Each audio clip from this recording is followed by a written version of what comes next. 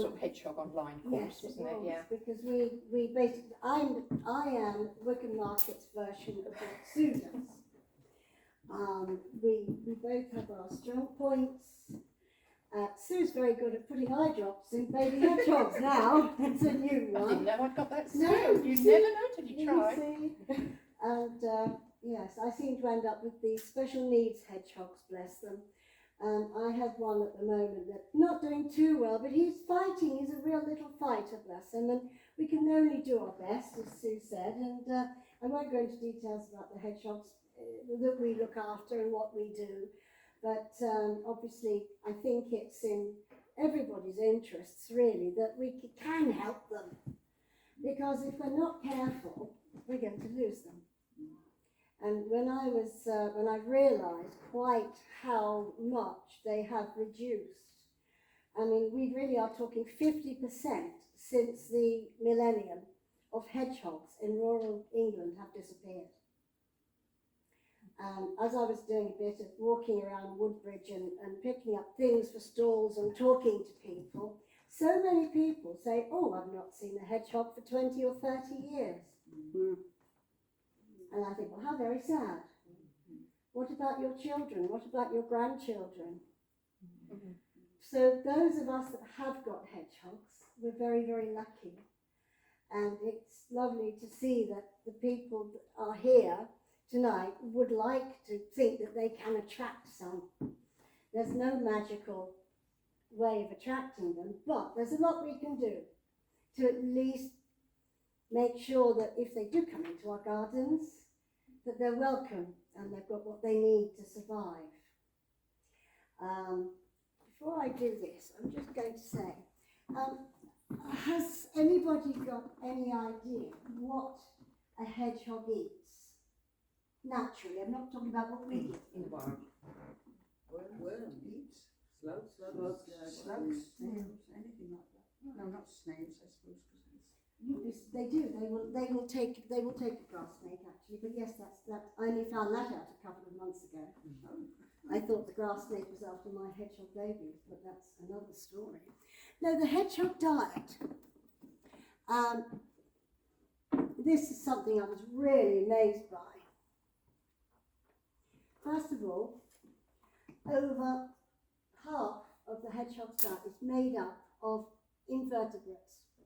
Obviously, we're talking of beetles and caterpillars. 30% beetles and caterpillars not far behind. And they are really the staple diet, shall we say, of the hedgehogs. What we now, until recently, didn't know, slugs and snails, they only get eaten when there isn't anything else available for them. Because slugs and snails are bad, can be very, very bad, can be fatal to hedgehogs. They carry the same as you get if you have animals, dogs or cats. You're supposed to inject them again, not you personally, but go to the vets for injections against lungworm, and you're told to keep them away from slugs. It's exactly the same with hedgehogs. Most of the hedgehogs that come into us, Sue and I, they have internal parasites. Nearly always, don't they? Yeah. Mainly, which is lungworm, which is ghastly, and unless it's caught in time, they will die. Mm-hmm. If they're caught and they're treated, there is a chance of survival. But in the wild, once they get it, unfortunately, it's another one that we wave bye-bye to. So the only reason they're eating slugs and snails is because they haven't got enough of the things that they find delightful and delicious, which are beetles and caterpillars. And so I've just got some bits and pieces. It does vary slightly according to the areas. That's a national one, but what we've got under here is East Anglia, again rural, which shows the 50% decrease. And it's because, any ideas why they might be struggling with their natural food sources? Pesticides. Unfortunately, yes. And also, of course, the hedges are going down, fences are going up, fences and brick walls down right to the floor. Without access. And without access to people's gardens that may not have pesticides in them, they can't go about their business finding what they do want to eat. But yes, so that's the hedgehog dart surprise. In East Anglia, in fact, beetles make up 41% of their, which is quite fun. I think it's quite interesting to know. And since I knew that, there are things that obviously one could do to encourage things like beetles and caterpillars, which I'll go into a bit later in more detail. But yes, that's me, and if you'd like to... You just made me think of something actually. Yes, first of all. Talking about diets and beetles, Yes. you might have got hedgehogs in the garden, but you're not sure. There are one or two little ways you can... Is that a hedgehog, isn't it? One is you might actually see them. You might just be lucky enough to be in your garden late at night in your conservatory looking out your window and see them. The other is hearing them. If you've got a window or door open, or your bedroom window open, you hear some funny piggy snuffling sounds, especially during the courting season, then you've almost certainly got hedgehogs. The other thing is, I didn't bring any up. I could have brought some hedgehog poo. Oh, I've got some wonderful hedgehog poo photographs. Hedgehog, I'm going to have to talk about hedgehog poo because, again, you might be seeing something in your garden. It's probably next door's a cat. Hedgehog poo, basically, healthy hedgehog poo is dark like black. We say about like a little finger, that sort of shape and length, and it glistens. And if you look closely, you can actually see the shells of the beetles glistening in it. Yeah. So again, the misconception that all they eat is slugs and snails, it is a misconception. You know, they want the beetles, they want the caterpillars, the earthworms. If they go for the slugs and snails, they're not that great. I have quite a lot of slugs and snails where I live at Rendlesham, and I've had hedgehogs come even out of my own garden with lungworm, and like Nikki says, I've got one with me now who's come from Rendlesham, Harriet. She's been with me since she was about 4 weeks old. She's been with me about 7 weeks. She's had a lot of medication. She's been about £85 worth of medication at the vet, and she's getting there. Last jab tomorrow, check up, and hopefully within the next few days I can move her from indoors to the shed, to a pen in the garden, home, out. But you know, it's quite tough. She hasn't been as ill as some, but a hedgehog with real lungworm, you can hear the wheeze.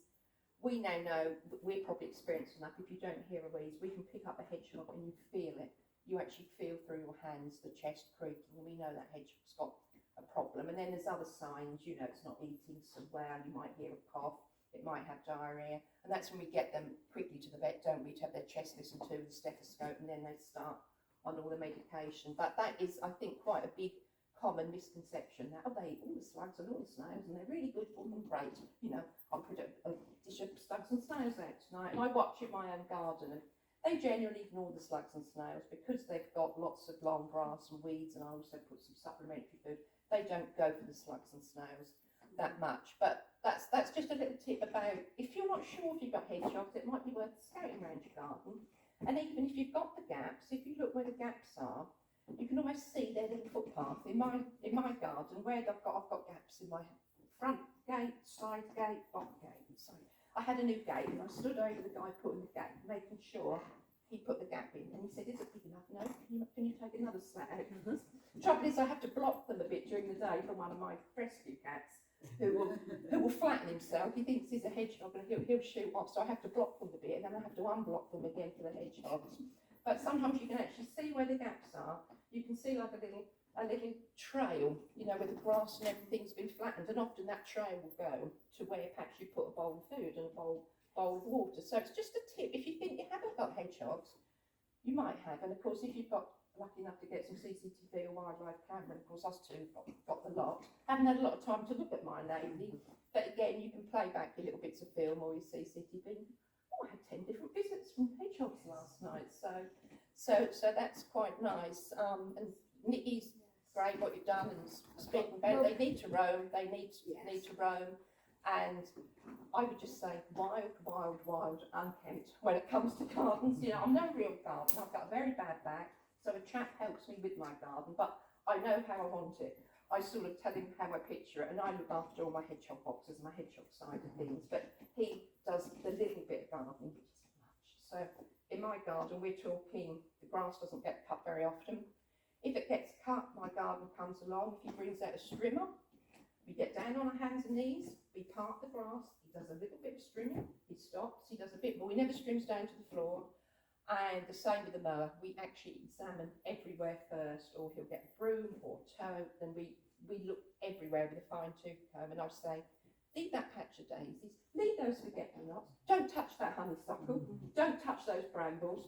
So it is quite wild, and they like wild, you know, because that's where they're going to find their insects, that's where they can hide from predators, that's where they can find nesting material, that's where they can nest. Can I just give that example of the hedgehog-friendly garden I was called to the other day before I forget? Just to give you an example, when I did Glebe House Care Home Fete on Saturday, and I sat down with my cup of tea and I had a message on Rendlesham page. Somebody had got a big hedgehog looking like it was a bit stuck under their barbecue and under their barbecue cover on a patio.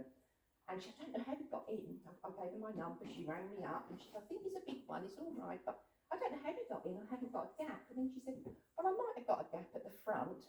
Should I pick him up and put him in the park? Oh, no, don't just pick him up, I'll come and look. Well, I opened her gate. She'd got like a beautiful house, you know, car on the outer driveway, a gap under the gate. I opened the door to an absolute picture-perfect show home, but not very hedgehog-friendly garden, AstroTurf everywhere. The sides, I thought perhaps there'd be something at the side, because I'd said to her we might be able to move him to a wild park, give him some food and water and let him go on his way. I couldn't find a wild park. There was about one plant in a tub. There was nothing. There wasn't a bush, a tree or anything. There was a shed at the bottom. And I said, have you got a gap at the bottom if we'd move him? Could I set him up there? Oh no, I've got a brick wall down to the floor. And then my neighbour the other side's got a brick wall the other side. And what he'd done, he'd obviously come in that gap, and that was the only gap that garden got. So once he got in, he couldn't quite just go down and go out again. And I believe there was a great big German shepherd who actually more or less threw itself out the window like something out of the hand of the Baskervilles to get to me when I was there. So I think it saw or heard the dog, shot to the patio where the barbecue was covered, got under there for safekeeping and just stayed, you know, and he hadn't got any food, he hadn't got any water, he was on cold on concrete, a bit spooked. Big healthy hedgehog.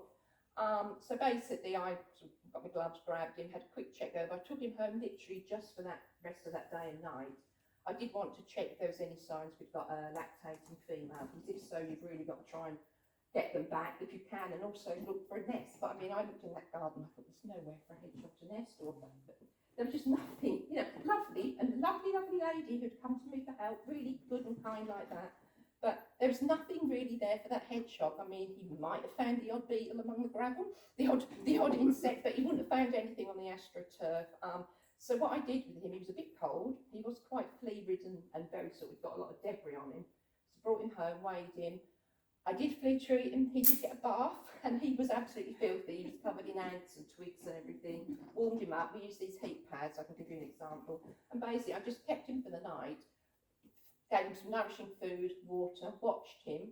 In the morning, I was fairly happy with him. I couldn't see a sign of any particular injury or illness. So what I did, I rang Suffolk Prittons for advice, because I said, I'd quite like to put him back in that garden. I said, but there isn't really anything there for him. Shall I release him in my garden? And she said, well, the best thing, it is always best they go back where they're found. She said, do it a bit supervised. So she suggested just before dusk, I took him back under the barbecue, would you believe?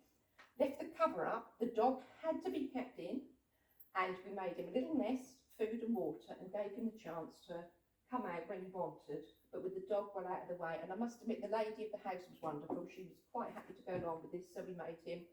I did take that box, and I didn't realise there wasn't room. Not only was there not room under the barbecue, but there wasn't room for that hedgehog. He was a big hedgehog, and there's actually the hole inside that box. I don't think he'd have got through it, so I just made him, we just upturned him a cardboard box with some hay and some leaves, gave him some water and some food, and the lady kept a very close eye, and she kept checking, and then she said, he's gone, the food's gone, and I said, check your garden everywhere before you let your dog out. And we also put food and water near the gap to try and entice him out of the gap. And even Paul at Prickle said, Sue, I doubt he'll come back, that garden hasn't got much for him. He was okay, but he'd sort of lost his way and just got himself in a muddle, but that was the most... And of course, Paula said to me, can you try and educate them about it? I said, well, I'll do my bit, do my best. But beautiful, a lot of people would look at that and think, what a lovely back garden. But for a hedgehog, there was nothing, you know. I mean, thank goodness the lady spotted him, and thank goodness she got hold of me. We were just able to sort of stabilise him a bit and get him on his way. But that's just an example.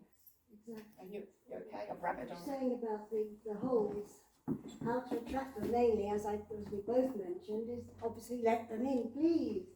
Now the gaps only need to be about 5 by 5 maximum, Inches. which is really, Yeah, imagine a CD size. They CD will get size. through, even a big hedgehog will get through a CD sized hole. But it doesn't have to be an attractive hole. It can be anything. As Sue said, I've lifted up my garden gate, for example, things like that. But you don't need to make a special fuss. You can even put a little, if you've got a fence that you can't put a hole in because it's too nice, put a little gap underneath, dig a little hole or something Dig down so for they can get yeah. underneath. Will hedgehogs actually go through a hole that's through the earth?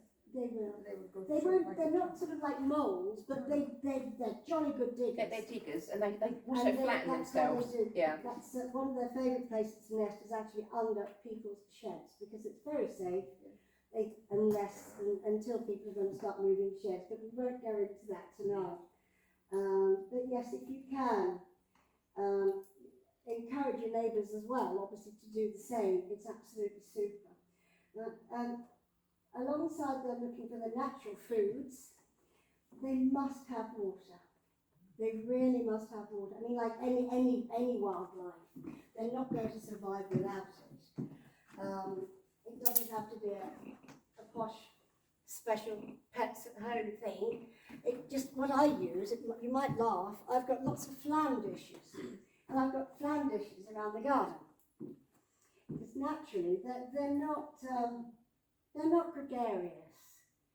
The only time they will sort of put up with each other is when they're getting excited and it's springtime and they're getting excited about love, shall we say.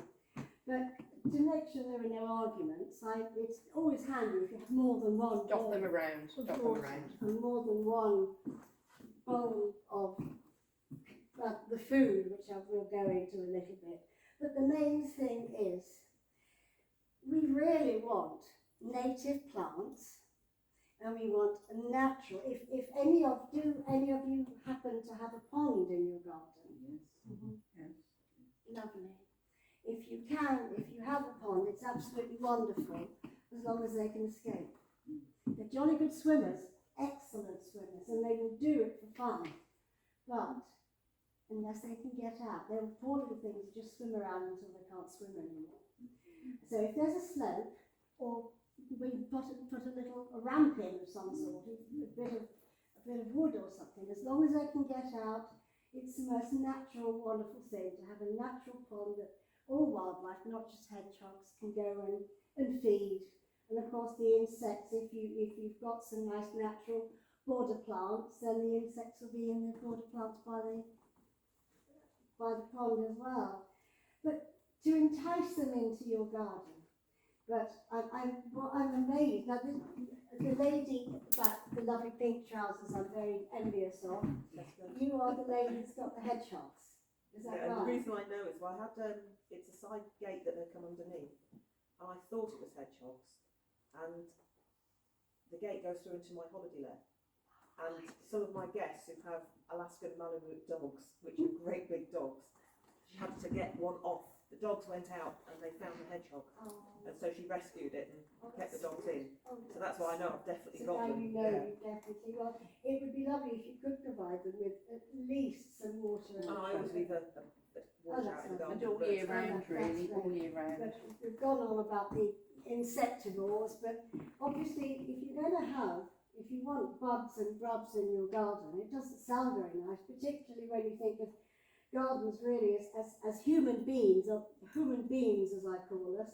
We like nice tidy gardens. It's a natural thing for us. But as Sue said, it's not natural. It's not natural for hedgehogs. But if you could have a little corner of your garden that you can let grow, and Also, another thought, okay, we all have nightmares with slugs eating our cabbages and our cauliflowers, and I'm not even going to mention my tomatoes this year. But if you have a corner with nettles, sounds ghastly. But if you've got a corner with nettles, fantastic, because all the caterpillars and all those bugs, instead of eating our prized dahlias or whatever, they love the nettles. They'd rather have leave their eggs on the nettles. So it's really bizarre, but if you can, even if it's behind a shed or something, if it's not particularly a bit unsightly, if you've got something where you can leave nettles or wildflowers, a lot of people now are sowing wildflowers, and a lot of people have a wildflower area in their garden, which is really, really sweet, and it's super, and it's another way of ensuring that we've got naturally occurring, natural British native plants and flowers in our gardens, which helps everybody, really. Now, wood piles. As you're good gardeners, I'm sure you'll have compost heaps as well. Compost heaps, they love to nest in compost heaps, and of course, lots of natural food in there for them as well.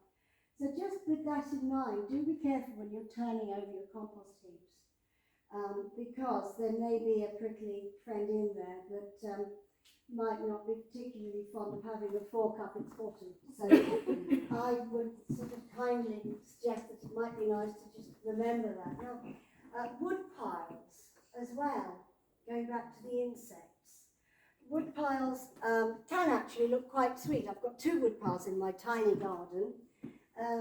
One is slightly more formal than the other one, but it's got a little hole underneath, and if somebody wants to nest under there, they're most welcome. It's got lots of beetles and things around it. The toads are enjoying it as well.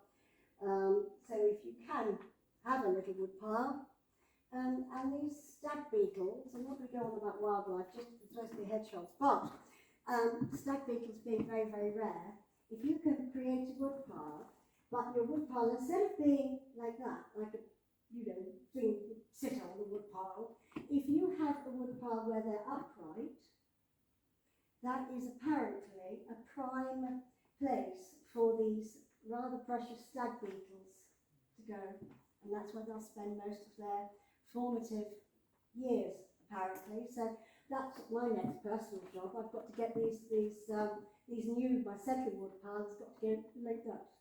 Don't you bury them in the ground a bit as well? That's right. Yes, buried in the ground a few inches, because that's where the beetles will go. They'll bury underneath it. So we know about the main thing being lungworm and slugs, which is why if we can supplement their food, and they won't have to resort to eating things that are going to be bad for them, I should say, because of the natural food declining.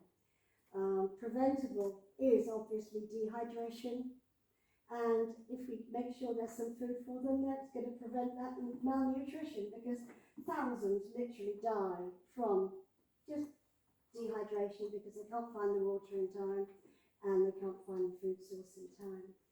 Now, obviously, thinking about what could we feed hedgehogs to supplement their natural stuff.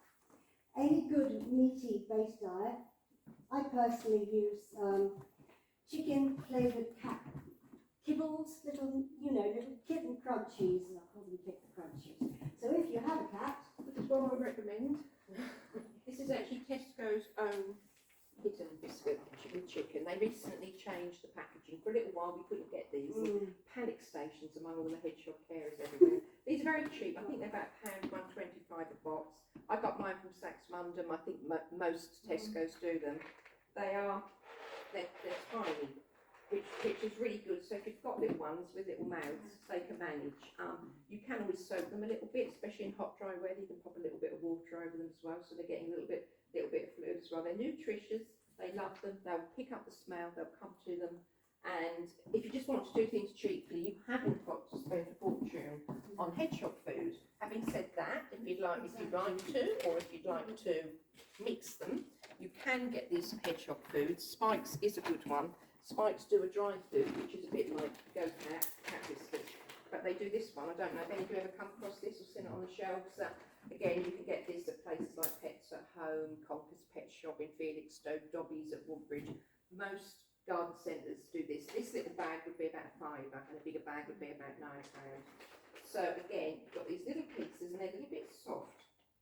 They're lovely, they do love them. And so I have to be honest, what I feed my garden hedgehogs, which is my visitors or any I've released, because obviously I have some that I release, I feed a mixture of the cheap kitten biscuits and this. Occasionally somebody brings me another box of something which is hedgehog food. If I can't get hold of that, I might use something else hedgehoggy, but that's my mixture. I mean, plate-wise, something like this is ideal because you want sort of something, a big plate, because you can put a fair bit on, and then you never know. You might get one eating each side, and obviously it's not going to break, and it can be washed. You know, nice antibacterial washing up liquid. But you know, saucer will do, or anything. And again, dot them around. I mean, I have some on my patio in a little upturned plastic box.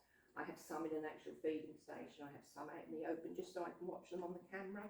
I have some under my patio table, but they're dotted because, like Nikki said, when we get into the romantic season, you get the big boys around, they really do start to get a bit territorial almost, and they will fight over the food and the ladies, and it can look quite horrible. They can, I don't know if anybody's ever witnessed hedgehogs having a bit of a go at each other, but the heads are down, they put their head down and they charge like a bull almost. And they bowl, of course the victim will be able to roll itself up and put its spines up, but they can literally bowl each other around the garden. And often the victim will then pick itself up and come back again, but it's not a bad idea to have quite a few of these dishes. You can put out, if you want to put meat out, I mean, a lot of people prefer putting out meat.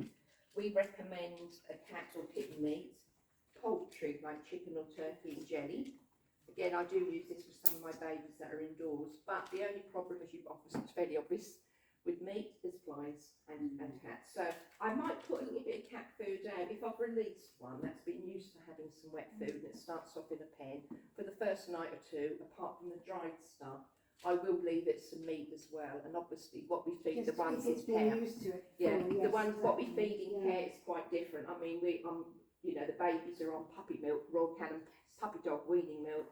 We use a special prescription, high fat, high protein, sort of puppy cat mousse. So, you know, we use quite posh, expensive stuff for the little ones that we need to get the weight on and who need something really, really soft. And they can have it mixed with puppy milk, don't they?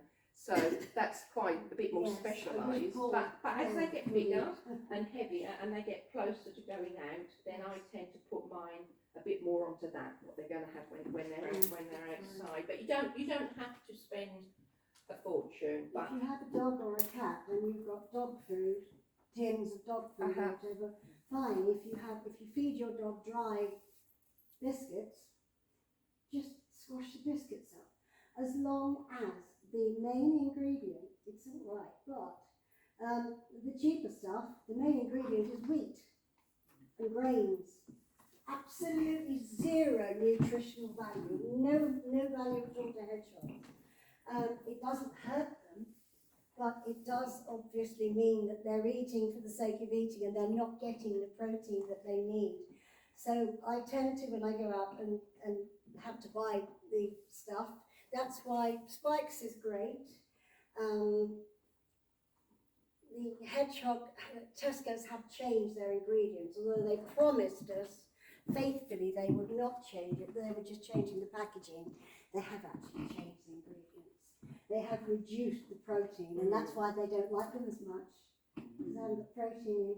But the other thing is about food, it's unregulated. So if you buy certain hedgehog food, which is why we said Spikes is brilliant. Some of them got very unsuitable ingredients, and even though they're hedgehog foods, most people don't realise this. It's been recently found out, mealworms, which is something that lots of people have in gardens, especially if you have birds. Mealworms, although they adore them, it causes metabolic bone disease, and it's ghastly. And there is no cure for that. There is absolutely nothing that can be done once they've got it. That basically their legs just go to jelly. Strips the And calcium. it's horrible. So, and because it's an unregulated business, these people are saying, oh, hedgehog food. And they're selling it, and they're selling it jolly, pricey, and yet they can still contain mealworms.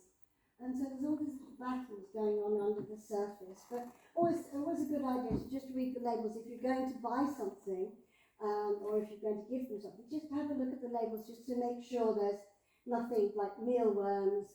And the other one is not good. Sunflower hearts. Sunflower hearts and the nuts. Nuts can actually stick in their mouth. Some people say, oh, I give my hedgehogs in the garden peanuts like I give the birds, but they can actually get them wedged into their mouth, into the sort of roof of their mouth. Yeah. Yes, because and suet. I don't think suet's quite so good. They're not nutty animals, are they? Yeah. But and maybe you will realise now that also one is certainly not supposed to feed milk to hedgehogs either. I know in the old days it was milk and bread. How many, hands up, how many people can remember putting out bread and milk for hedgehogs? That's right. Always. Yeah, I'm going back quite a long while ago. But yeah, it's an absolute no. They're lactose intolerant and the bread is not nutritious and it does not suit them. It can be as simple as the kitten biscuits, and apart from the Tesco, Sainsbury's kitten biscuits are good. Yes. Very little, even littler than them, I think, teeny tiny. Weeny. And also the Purina, the one that you get, isn't it? That's in the big bag's a bit dearer, isn't it? And the Is it not so good? IAMs as well. Yeah. IAMs kitten chicken. We're going up a bit more expensive with And them, the aren't we? Purina one, fine. Well, I mean, I do obviously wrong, when you've got hedgehogs that need, as you know, we're both rehabbers, we're both hedgehog carers, and when you need a hedgehog to fatten up to eat, you've got to make sure that you're going to get them something they're going to eat. One more thing I did want to touch on, I mean, obviously, please come and have a look afterwards. Lots of bump on here. I've got lovely photographs of hedgehog poo. So if you're not sure if you've got anything in the garden or not, come and have a look, because they do vary. Jet black to brown, tiny little weeny ones, and something that looks like your dog's been outside. Really, they do vary enormously.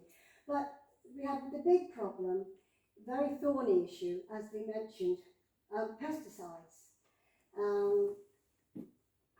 And obviously insecticides. It's an absolute nightmare. But do any of you garden naturally, or are you using pesticides and slug pellets? And don't worry, we've all done it. So we're not here to judge, just so if educate anybody basically. does So use, we have plants that we really treasure, but they're in pots, and I put slug pellets on the plants in pots, but I don't put them on the ground. That's just something that I do. But there's all sorts of things you could do. Crunching up eggs. Eggshells. If you're boiling eggs, you keep the eggshells, crunch them up. Slugs don't like going over eggshells. And there's diatomaceous earth, I can't even pronounce it. Oh, the That's dye. superb stuff. I've got some of that dye. Although not terribly Yeah. cheap, it's all sorts of useful things. So tidy gardens obviously, fewer plants, fewer beetles and butterflies. If you can do a tiny patch, that's natural, superb, thank you very much. Long grass will obviously provide cover for hedgehogs and nest sites too, if you've got a nice. What you'll find over here is I've got a little photograph in the middle with all the different sites that there are, and it's sort of like spot the hedgehog, and there's all sorts of places that there are hedgehogs being found in people's gardens. If you can, build a log pile, superb. Compost heap, obviously. The variety of plants, we're not, unfortunately, we don't know very much about plants. Sue probably knows more than I do. But I did look up one or two that are sort of the native plants that are useful to bring in insects that they like. We've got the honeysuckle, foxgloves, crocus, lavender, bluebells, forget-me-nots, all lovely good old-fashioned English things, buddleia, sedums, even alliums, mint and hollyhocks. So they're all sort of nice cottagey things, things that we can do. And back to the feeding problem, you know, hedgehogs don't all hibernate anymore. They do not hibernate all the time. That's another little bit of a Some myth, of isn't them, it? Yeah. some of them do hibernate for a few weeks and they'll pop up again. Others don't hibernate at all. It's another example of climate change and things are getting wetter and warmer. So in the olden days, it was, oh yes, they're going to sleep now, right up until spring. From I October don't to need to April, feed them. everybody assumes, don't they? It's even worse, yes. It's even, because you see, it's cold. If there is water, it might get frozen over. If there are some cold nights. So please, if you can, remember that they're about all year round now. So if you can, just remember to make sure there is still fresh water for them. Just try and please be mindful about the old insecticides and things. Aphids, hate them. I just attack them with my hosepipe.